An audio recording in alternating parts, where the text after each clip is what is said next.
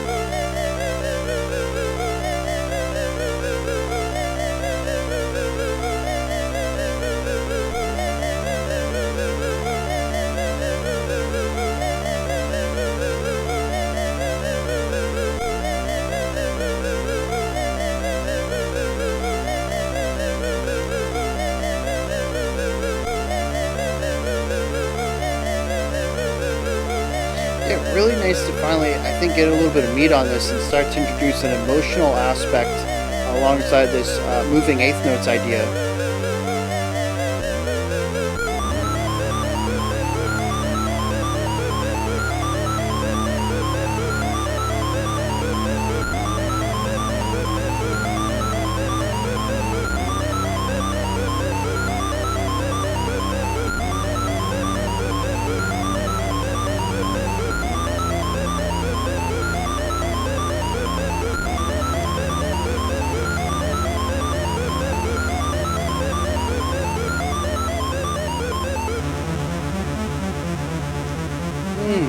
Okay.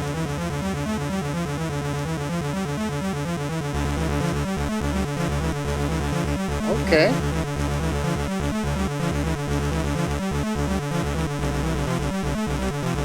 We're continuing on with that chord progression we had in the previous section.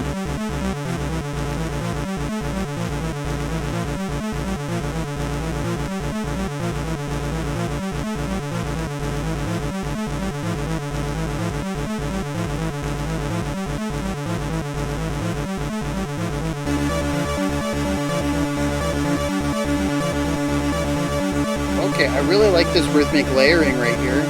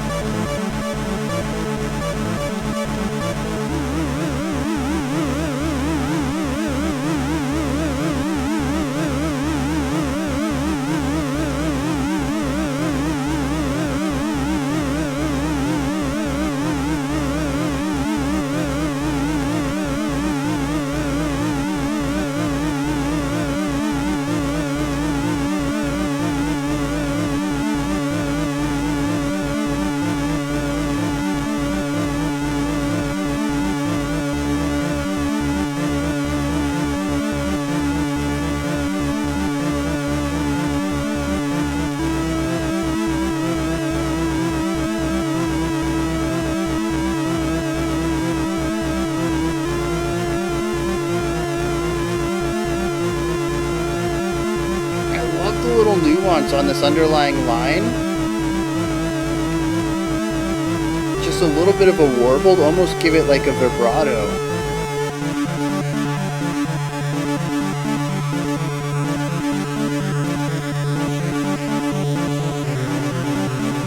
And here we have a little bit of a hocketing idea going on. You can even visually see how the notes, the higher notes, are moving between the second and third lines.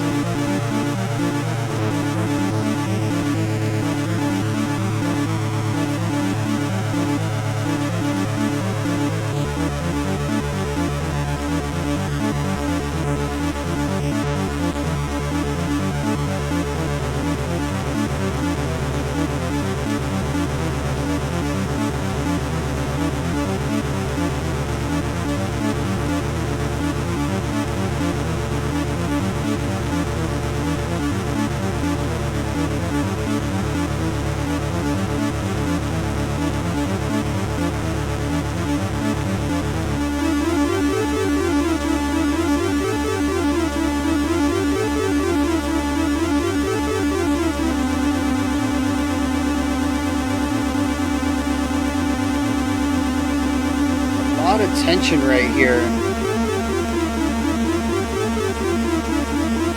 Interesting rhythmic delay as well.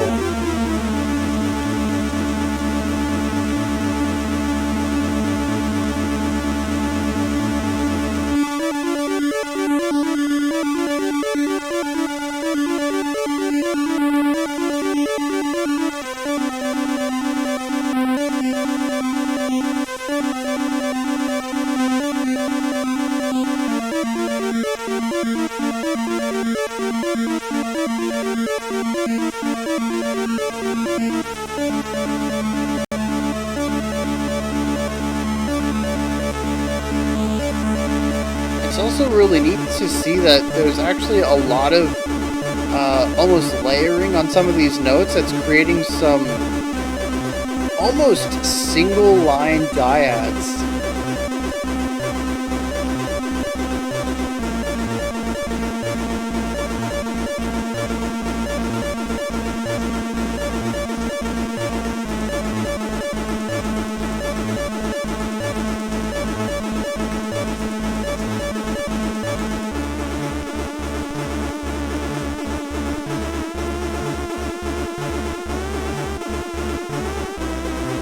I'm really digging this section. I think what the song really needs is less notes.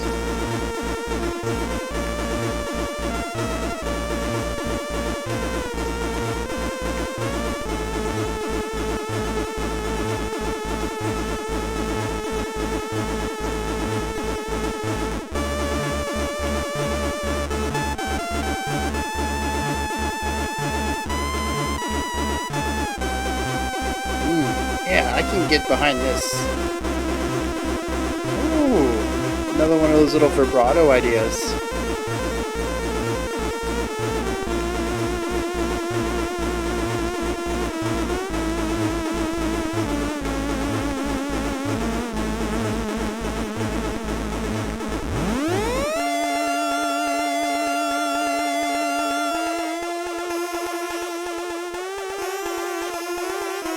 What is going on?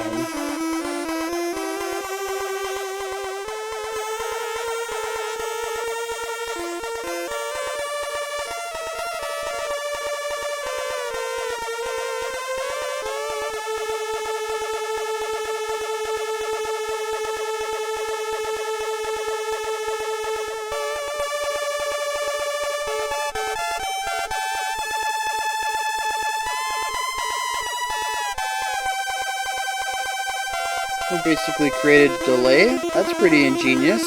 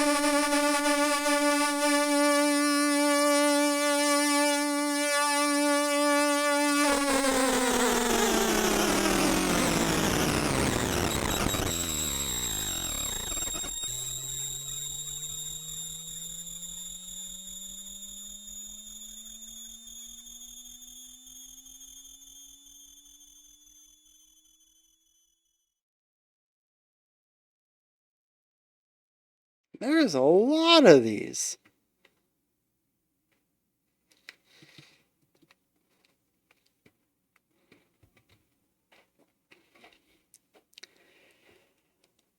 Much like anything that's going to kind of be in this different area of music than things that are more closely represented by classical jazz, mainstream, stuff like that.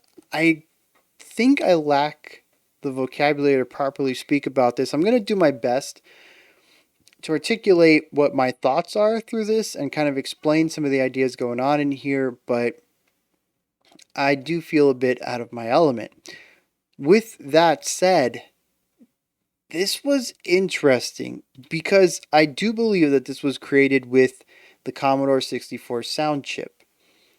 What I think is most surprising is that my limited knowledge about music like this is that audio waves come in two forms. We get the saw wave and the square wave, and there's a third one, and for the life of me, I can't remember what it is. But we saw plenty of the saw, which is like the teeth, and then the square wave, which is the boxy one.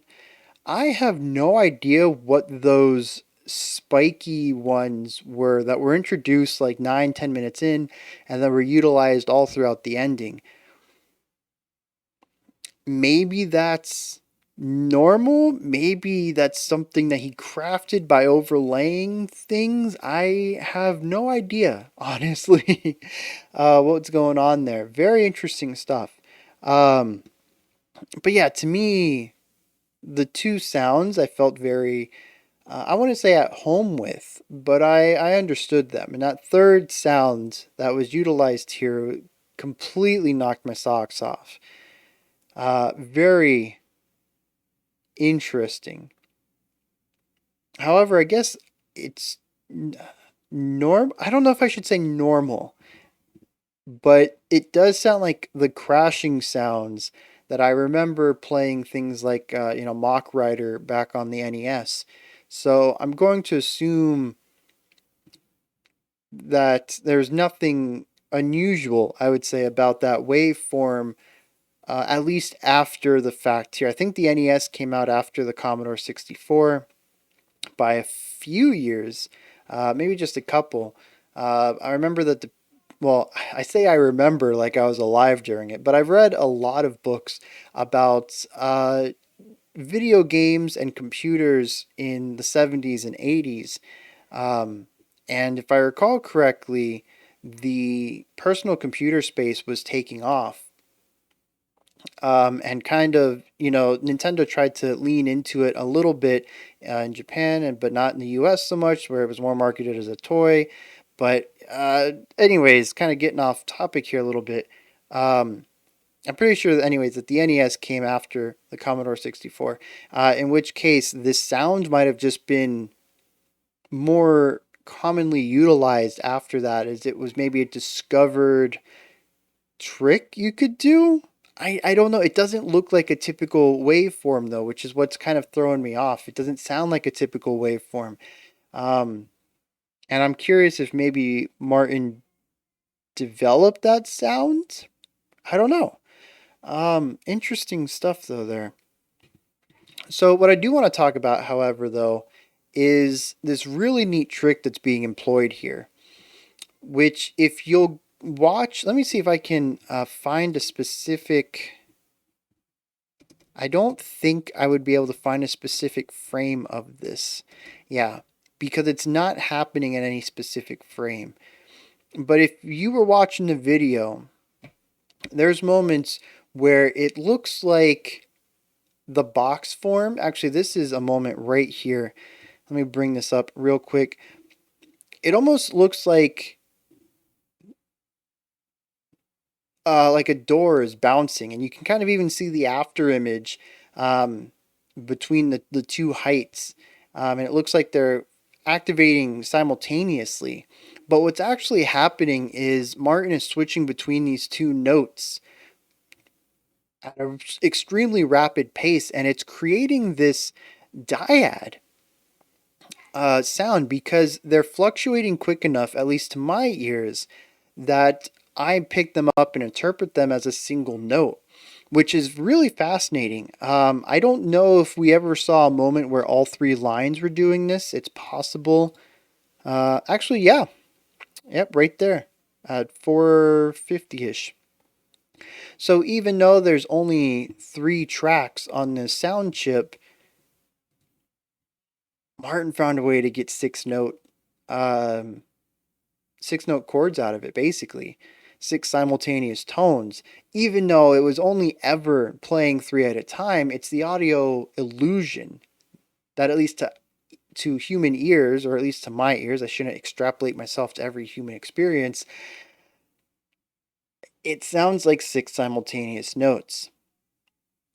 And I don't know if he came up with that. I don't know. I really, I can't say that I enjoyed this. Let me say that. A lot of these moments were um, not something that I found to be wholly palatable. Uh, I'm more impressed about the technology and ingenuity on display here, more so than the music itself. I'm still going to talk about the music, of course. That's why we're here. That's what I talk about. I'm a composer. I look at music. I tell you what's going on in the music. But I can't say that I really enjoyed listening to this, and I would not want to listen to more, but I'm interested in the history of it. Like I mentioned, I've read a lot of books, and I guess you could call them documentaries, maybe essays. A lot of them are under the MIT press, printing press. Um, and it's just, the history of this time period, the early days of the computers, the birth of video games, their eventual downfall, the rebirth of video games. I'm really fascinated with technology in the 70s and 80s and early 90s. Um, and like, this being that perfect crossover point, this is early technology plus music. I can't believe that this is a big blind spot for me. It's something that is right up my alley that I really hope somebody has written about. I don't know how well documented this era of music is, or how easy it would be to turn it into a book, but because maybe this would be easier to do in like a podcast format, or an audiobook where you can hear the sounds. I don't know. But yeah, certainly, if anybody wrote about this, I need to find that book and check it out. But yeah, I'm just really fascinated with what's going on here, technologically wise. That's a terrible word. More so than I'm interested in what's going on here musically. And that's not to say that the music's bad. It's simple, but it's also simple by necessity. When you only have three lines, you're going to have to fall back on specific ideas. And there is some ingenuity in here, like I said, we'll talk about. Um, but yeah, what I really want to learn more about this, but I don't know if I necessarily want to hear more music from this period. Maybe I'll check out a couple other things while I'm here. Because like I said, there are a bunch of these videos. This Rolf R.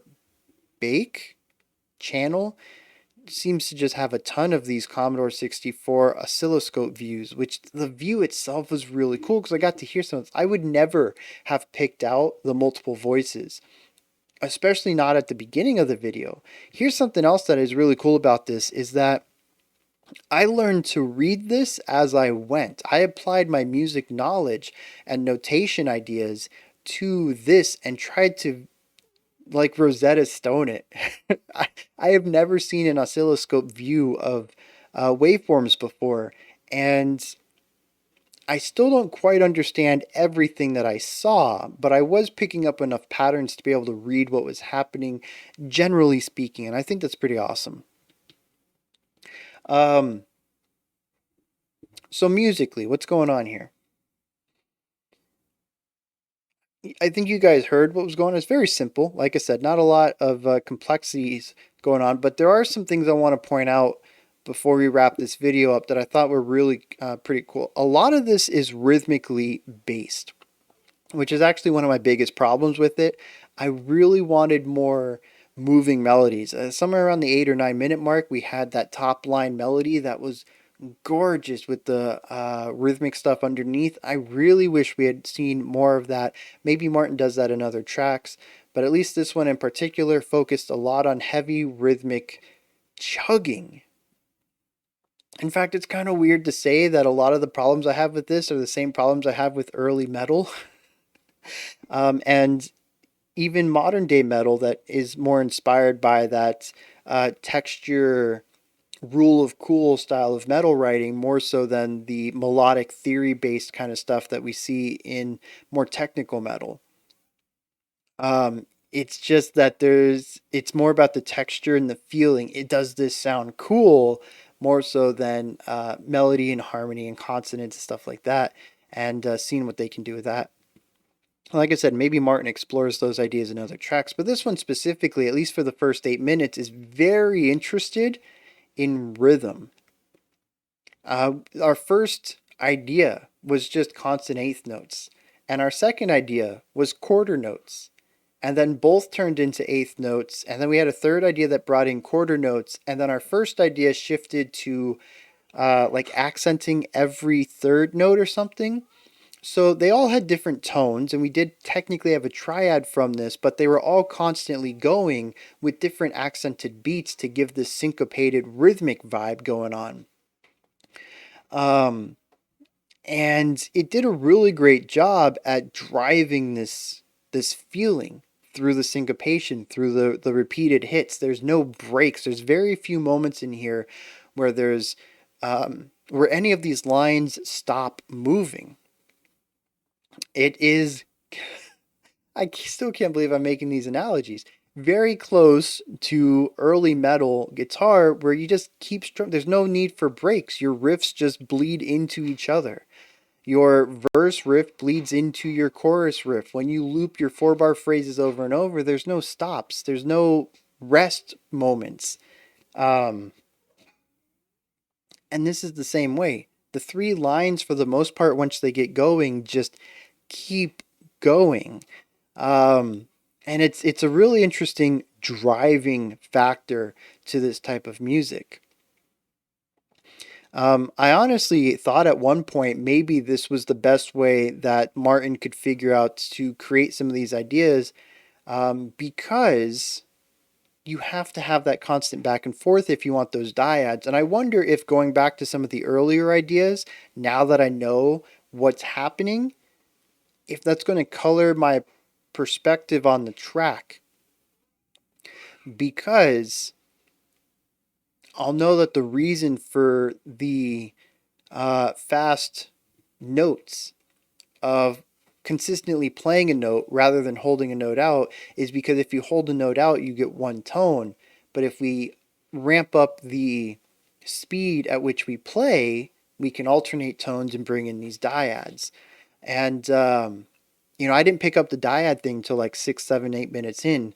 So maybe that would color some of my perspective on the earlier parts of the track, knowing why a lot of it is faster played. But yeah, that is something that's happening a lot, is that we have a lot of these rhythmic ideas. And, I pointed out right there at the beginning about the eighth notes, the quarter notes, both eighth notes, bringing a new quarter note, and then changing up accented beats. We can see that all throughout the track. There's so many sections in here where everybody is just constantly playing and they're just rhythmically differentiating themselves. Maybe they're all on the same beat, maybe on the same note, maybe they are a triad where they're all staying on one note, but each line has its own note to create more of a harmony. But the end result is that they're still all constantly playing and they're kind of sitting on their tone, whether it is just their tone or whether it is, the tone that they're all sharing. But the end result is that much like playing, the pedal tone on your bass or just chugging along on an open string on your guitar, it's more interested in the textures and the rhythms than it is the note itself. However, we do deviate from this a couple of times. There is one time early on when our third line takes up these really lengthy box shapes. And we get these really long underlying tones underneath more moving ideas up top.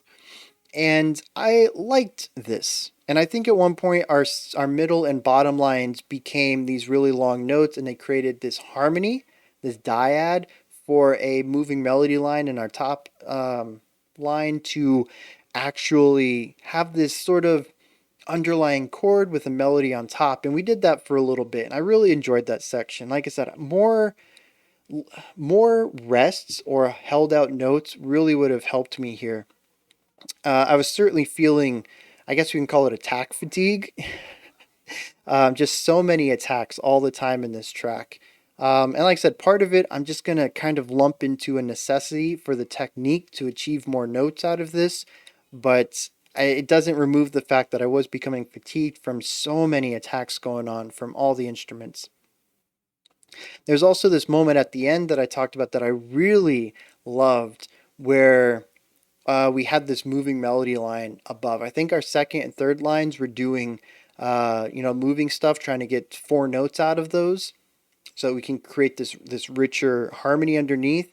And then the top line was holding out these notes and doing this nice flowing melody above everything else. Really love that section, and that pretty much breaks down everything that this track does. 80% of it is all three lines just constantly attacking and creating these rhythmic textural ideas. Then we have the couple of moments where we get a wider underlying element, and then the one time that we had a nice melody on top of everything. Oh, but wait, Brian, there's one more thing going on here. Yeah, there is, and I have no idea how to explain it. I don't even understand the waveform used for it. The final minute, minute and a half is just chaos. Golly, it is noise. It is wall of sound. It is interesting because it fluctuates between chaos and harmony. It is all it is all chaotic. I don't want to diminish that at all, but you can kind of feel that all three of these lines can get out of sync and get all wavily and then get back in sync and kind of feel like, at least for a moment, they want to be one idea before fluctuating back out again and creating all this noise and waviness.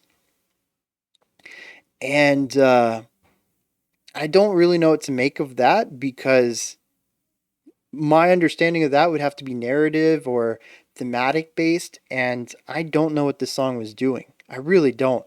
It seemed to just kind of move between ideas. Nothing really seemed to bleed into the next. And aside from the uh, consecutive elements of just lots of attacks all the time, I don't really see many ideas that sort of lean into cohesion or foreshadowing or callbacks or anything like that. It just seems to be like this idea, then this idea, then this idea, then this idea. And since I don't feel any sort of connective thread between all of it, it's really tough to say, oh, this is where, this is the journey I went on. This is where my brain went with all these ideas. They all kind of seem disconnected. So that final segment just feels like another disconnected part of it. And part of that could just be my ear. I can't say that I have um, a lot of experience with this type of music, other than, again, my childhood playing on older consoles, the NES, the Game Boy, and their limited sets. I think the NES had four. It could play four lines. The Game Boy, I think, was only two lines though. Um, but I've never heard anything like this. This is very, I don't want to say experimental, but very metal, right? When I think of the NES, I tend to think of Koji Kondo, um, and the iconic Mario Brothers theme songs and Zelda's theme songs. Um, I tend to think of, I don't know who composed at Game Freak for Pokemon, but those Generation 1 themes, the title screen, the battle theme, Cinnabar Island, uh, those ideas, they're all very rooted in what I would say is more, I don't necessarily want to say classical, But in that same vein, where everything sort of has a role, you have your melody, you have your harmony, you have maybe something that lays underneath and is more of a bassy idea, and everything sort of has their roles in more of a, at least to my ears, I don't know what Koji Kondo was um, inspired by, but at least to my ears, they feel very familiar with Western music theory. Um, and even more so Western classical music and the roles of different instruments as you layer up a song, especially in something that you have to be so specific about when you only have 2 or 4 channels to put stuff in. Everything has to be very intentional. Here, though, this feels like heavy metal music by way of an older audio chip. Um, I don't really feel that same whimsical or role based style of writing here. This feels to me like Rule of Cool, like texture over melody, like just really going for the raw emotion of the section based on what does it feel like rather than assigning roles to anything. Like I mentioned at the very beginning, everybody had the same role. So I just don't have a lot of experience with this, nor the tone of it. I have zero experience with the Commodore 64, so this specific sounds are all very, how do I say this nicely? They're all very archaic to me. Like the NES sound chip, the tones that they make are nostalgic for me, but this feels closer to um, just bleeps and bloops that happen to be done in a musical way. And I like sounds kind of bad, but I hope you guys understand where I'm coming from. That the sounds are just less refined, less matured. The sound chip is obviously a weaker one at reproducing these sounds, and a lot of it just kind of comes off as very singular sounding to me. It's lacking timbre variety, I think, is what I'm going for here. And I just have a really tough time approaching this in any way that makes sense to me, which is probably what influences my lack of ability to hear any cohesion because it all just kind of blends together into a samey feeling throughout that I can hear evolve over the course of the track, but doesn't really do anything in a sense that I think pushes the dial in any way that would create any sort of contrasting elements or anything like that that would influence um, like an emotional flow through the track. Everything just kind of is, at least to my ears. But it's entirely possible, and what that whole segue was I was supposed to lead to the fact that maybe it's just my ears, and the more I get acclimated to this specific sound chip and these specific styles of creating music for it, maybe I'll be able to hear more nuance in it that I didn't on this listen. I don't know why it took me so long to get to that point. But I will say that that ending moment was extremely impressive for what it did. It was very cool because it reminded me of stuff like the THX logo, where you have all the noise and chaos and width, and it just kind of zeroes in on this very specific tone, right? And you get that singular feeling. And I kind of got that here. It was like very wide and warbly, and then like folded in on itself, and then split apart a little bit. It's very cool that that was achieved with such old technology, right? And I'm going to assume that this, I mean, should I look this up?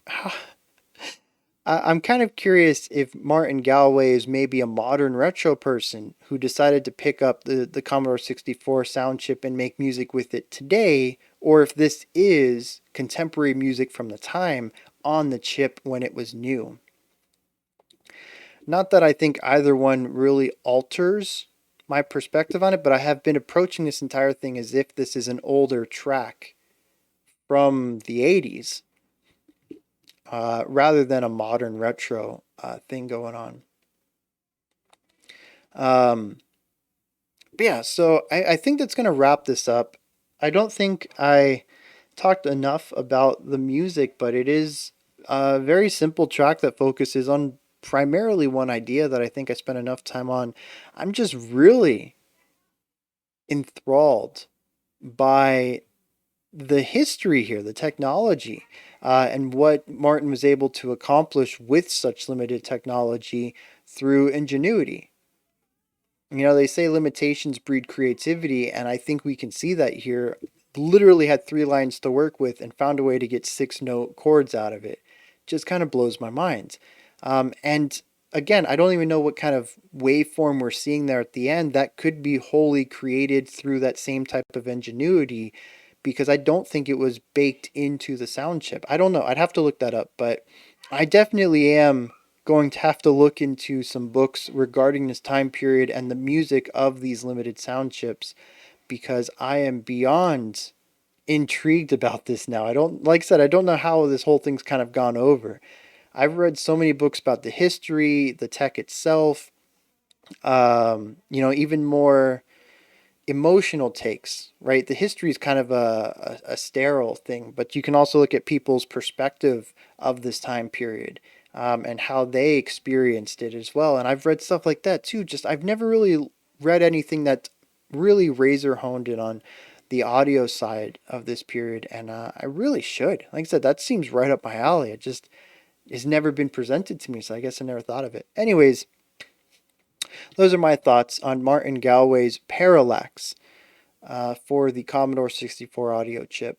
This is where you guys come in. Hit me up in the comments. Let me know what you thought of this. Anything about it you enjoyed, didn't enjoy, anything you'd like to add on to what I said or correct on what I said. Let me know. I had a few questions as well, so if you have answers to those, drop them in the comments section. Above the comments is a description box, and there is a link for Linktree. That'll take you to this menu right here. Has